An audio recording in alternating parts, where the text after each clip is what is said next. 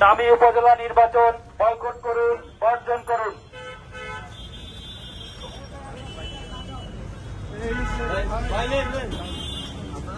উপজেলার ভোটার বাংলাদেশের উপজেলা নির্বাচন বর্জন করুন। উপজেলা নির্বাচন বয়কট করুন, বর্জন করুন।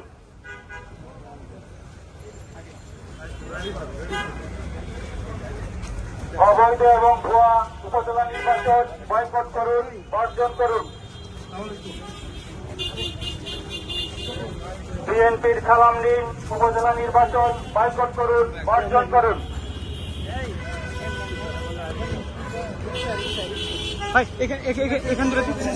তারেক রহমানের সালাম নিন, উপজেলা নির্বাচন বয়কট করুন, বর্জন করুন। ভুয়া উপজেলা নির্বাচন বয়কট করুন, বর্জন করুন।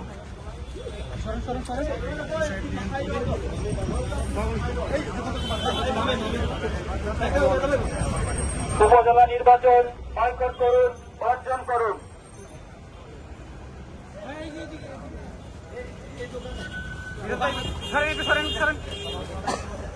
দামি উপজেলা নির্বাচন বয়কট করুন, বর্জন করুন।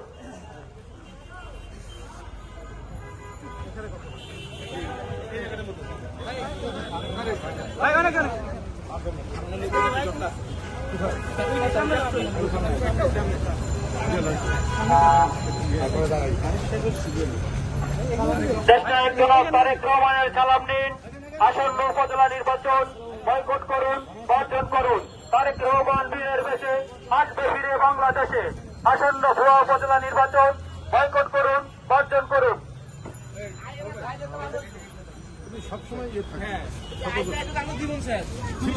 উপজেলা নির্বাচন বয়কট করুন, বর্জন করুন। দেশনায়ক জনাব তারেক রহমানের সালাম দিন, উপজেলা নির্বাচন বয়কট করুন, বর্জন করুন। বিএনপির সিনিয়র যুগ্ম মহাসচিব অ্যাডভোকেট তরুণ কবির আমাদের সালাম দিন, আসন্ন উপজেলা নির্বাচন বয়কট করুন, বর্জন করুন। দেশনেত্রী বেগম খালেদা জিয়ার সালাম দিন, আসন্ন উপজেলা নির্বাচন বয়কট করুন, বর্জন করুন।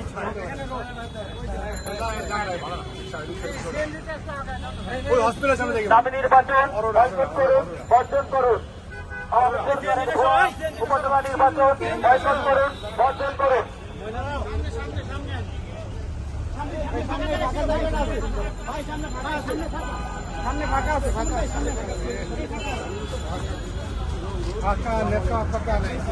নেতা ফাঁকা নাই, আপনারা চলছে বাইরে ছবি দেখি জিনিসটা কি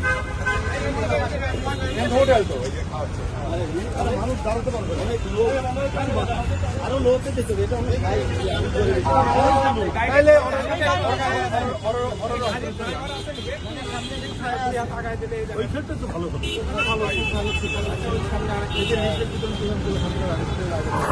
ভাই এখানে দিলে এখানে ছায়া আছে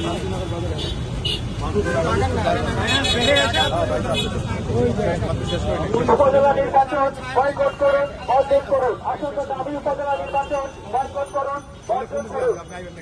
জনাব তারেক রহমানের সালাম নিন, দাবি নির্বাচন বয়কট করুন, বর্জন করুন।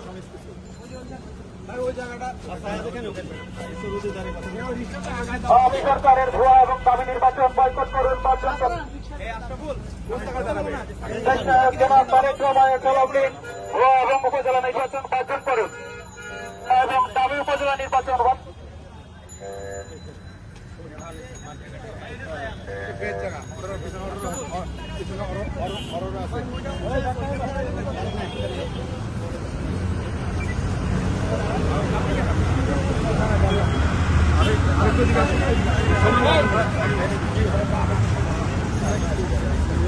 এখানে থাক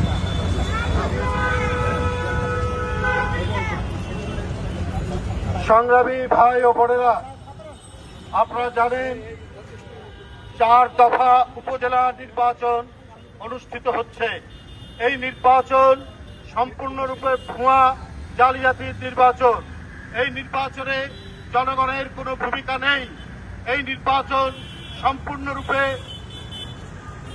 একটি জনগণকে প্রতারণা করার নির্বাচন। তারা নিজেরা নির্বাচন করছে। আপনারা জানেন এই নির্বাচনে একজন বলছেন কেউ যদি আমার প্রার্থীর বিপক্ষে ভোট দেয় তাকে এলাকায় থাকতে দেব না, কারো হাত পা ভেঙে দেব, এই ধরনের কথা এই উপজেলা নির্বাচনে তারা করছে।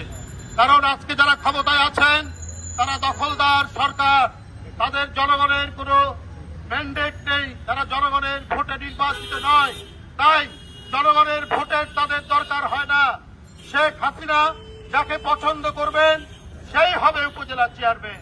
এখানে নির্বাচনের নামে শুধুমাত্র একটা আনুষ্ঠানিকতা, শুধুমাত্র একটা প্রহসন, কারণ তারা এই দেশটিকে একটি লুটপাটের দেশ বানাতে চাচ্ছে।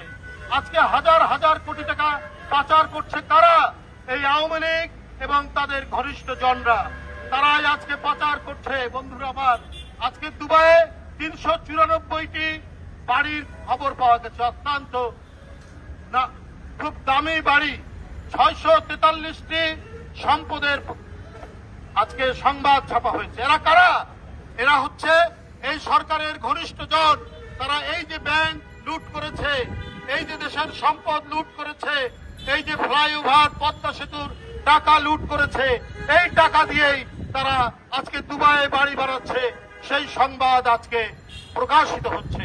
এটাও আর লুকিয়ে রাখা যাচ্ছে না, এইটা প্রতিষ্ঠিত, এইটা আজকে বাংলাদেশের মানুষের কাছে প্রচার হচ্ছে। আজকে একের পর এক ব্যাংক লুট হয়ে ব্যাংকগুলো ধসে গেছে।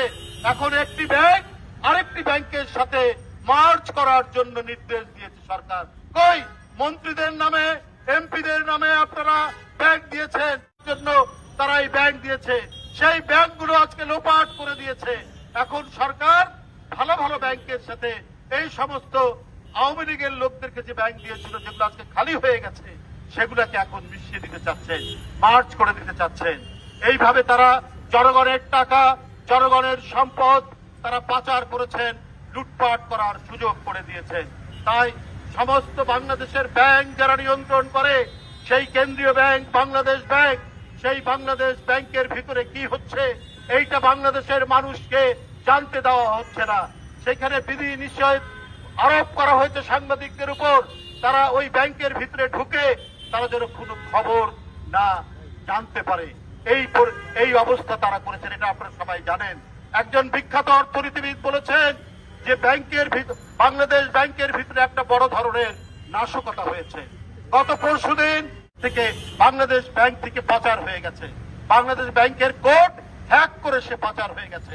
এর কোনো উত্তর নেই, এই উত্তর দিতে পারে না সরকার, কারণ নিজেদের লোকদেরকে, নিজেদের মানুষদেরকে লুটের সহযোগিতা করার জন্য তিনি আজকে এই অবস্থা তৈরি করেছেন। আজকে বাংলাদেশের টাকা নেই, আজকের যে রিজার্ভ, যেটি দিয়ে আমদানি করা যায়, যেটি দিয়ে ব্যবসা বাণিজ্য হবে, যেটি দিয়ে উন্নয়ন হবে, সেই টাকা এখন শূন্যের দিকে চলে আসছে আস্তে আস্তে করে। এর কি জবাব দিবেন শেখ হাসিনা? এর জবাব তিনি দিতে পারবেন না, কারণ তার লোকেরাই এই লুটপাট করেছে। আজকে অভাবী মানুষ ঠোঙাই করে, কাগজের ঠোঙাই করে কোন রকমে কয়েকটি শাকসবজি নিয়ে বাড়িতে যায়, মাছ কিনতে পারে না, মাংস কিনতে পারে না। এটা বড় মৌসুম, ধান কাটার সময় 1 মণ ধান বিক্রি করে 1 কেজি গরুর মাংস কেনা যায়। এই শেখ হাসিনার আমলে এই পরিস্থিতি এখানে তৈরি হয়েছে। বন্ধুরা আমার, চারিদিক থেকে ব্যর্থ এই সরকার সম্পূর্ণ ব্যর্থ হয়ে গিয়ে এখন গোটা জাতিকে ফতুর করার জন্য একের পর এক আর্থিক খাত, সামাজিক খাত, প্রত্যেকটি খাতে এখন প্রচন্ড নৈরাজ্য বিরাজ করছে। শিক্ষা খাত, আপনার জিপিএ প্লাস আর জিপিএ কি গোল্ডেন প্লাস, এগুলোর ছড়াছড়ি আগে আমরা কখনো দেখিনি। আপনার কোয়ালিটি শিক্ষার তৈরি না করে এই যে যারা জিপিএ প্লাস পাচ্ছেন, এরা কেউ উচ্চ শিক্ষার জন্য বিশ্ববিদ্যালয়, ইঞ্জিনিয়ারিং কলেজ, মেডিকেল কলেজে ভর্তি হতে পারছে। এটা দেখানো হচ্ছে যে আমরা অনেক পাস করাই, অনেক আমাদের আমলে জিপিএ প্লাস পাচ্ছে। আসলে আপনার শিক্ষার মান, গুণগত মান নিচে করে দিয়েছে, অত্যন্ত নিচে করে দিয়েছেন। রাজনৈতিক উদ্দেশ্যে এই সমস্ত করা হচ্ছে, এই জিপিএ প্লাসের ছড়াছড়ি করা হচ্ছে বলে আজকে জনগণ এটা বিশ্বাস করে। এখানে প্রকৃত শিক্ষা নেই। আজকে পাঠ্যপুস্তকগুলো ফুলে ভরা, কখনোই একটি শিক্ষিত জাতি হতে পারে না। গোটা জাতিকে পঙ্গু করার জন্য ওরা শিক্ষাকেও ধ্বংস করেছে, যেমন লোপাট করেছে তারা অর্থনৈতিক খাতকে। তাই বন্ধুরা আমার, এদের প্রত্যেকটি কর্ম সম্পূর্ণরূপে জনগণ বিরোধী। এদের কোনো নির্বাচন নয়। ওরা যেমন 7ই জানুয়ারির নির্বাচন একটি প্রহসন দামি নির্বাচন করেছে, ঠিক তেমনি ভাবে ওরা উপজেলা নির্বাচনও করতে চাচ্ছে দামি। নির্বাচন করার দরকার কি? শেখ হাসিনা যাকে ঘোষণা দেবেন সেই হবেন উপজেলা চেয়ারম্যান। সুতরাং ওই নির্বাচন আসুন, আপনারা যারা ঢাকায় থাকেন বা যারা গ্রাম থেকে এসছেন, উপজেলা থেকে এসছেন, আপনারা আপনাদের আত্মীয় স্বজন, আপনাদের বাবা মা, আপনাদের ভাই বোন, আপনাদের এলাকার লোকদেরকে বলবেন এই শেখ হাসিনার দামি নির্বাচনে কেউ যেন অংশগ্রহণ না করে, সেই দিকে আপনারা খবর পাঠাবেন। এটাই হচ্ছে আমাদের বক্তব্য।